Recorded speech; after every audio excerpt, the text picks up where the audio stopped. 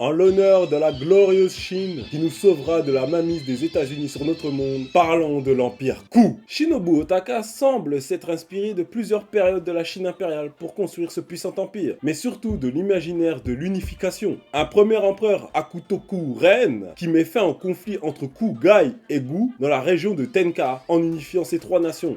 De cette fusion naît l'Empire Qu, tel qu'on le découvre au début du manga. Avant de poursuivre, n'oubliez pas de vous abonner si vous voulez toujours plus de ces petites anecdotes sur vos mangas préférés. Après cet événement, la doctrine de Qu devient claire. Expansion plus assimilation. Résultat, des peuples nomades comme les Kuga ou des nations établies comme Balbad finissent par passer sous le joug de l'Empire. Sauf que dans la réalité, si les Kuga s'inspirent des Mongols, l'histoire est d'abord l'inverse. À l'époque de Gengis Khan, ce sont les Mongols qui bâtissent un immense empire de l'Asie jusqu'au Moyen-Orient, ce qui nous ramène entre autres à la prise de Bagdad en 1258. Et côté Chine, la dynastie Yuan, fondée par les Mongols en 1271 et qui durera jusqu'à 1368, gouverne une grande partie de ce qu'on associe à la Chine impériale. Puis avec le temps, l'empire se fragmente, la dynastie s'effondre et la Chine passe à d'autres dynasties. Là où ça devient plus proche de Maggie, c'est bien plus tard, sous les Qing.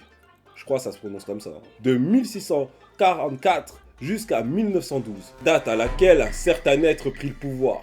L'intégration politique des territoires mongols se fait progressivement. On cite souvent 1636 pour la Mongolie intérieure, puis 1691 pour les Khalkha, ceux de la Mongolie extérieure, qui acceptent la suzeraineté des Qing. Je ne sais toujours pas si ça se prononce comme ça. Au niveau de l'architecture, la cité interdite qui se trouve à Pékin est la source d'inspiration du palais de Qu, et ils portent le même nom chacun. La Chine impériale tardive, celle des grands palais codifiés, et ils portent les mêmes vêtements que les Chinois impériaux. L'Empire Qu et la Chine impériale partagent un point commun, la même boîte à outils géopolitique, traité, alliance, mariage politique, et quand il faut, la bonne vieille force. Mais Qu a cette volonté d'uniformiser les esprits et les nations pour qu'il n'y ait plus aucune différence parmi les peuples, si ce n'est leurs ethnies. Ils effacent leur culture, leur monnaie, leur manière de vivre, dans l'optique d'obtenir une paix universelle. Si vous voulez en savoir plus sur Maggie, ses enjeux ou encore la volonté de son autrice à trouver une résolution à la guerre dans le monde, je vous enjoins de regarder ses vidéos sur la plateforme rouge.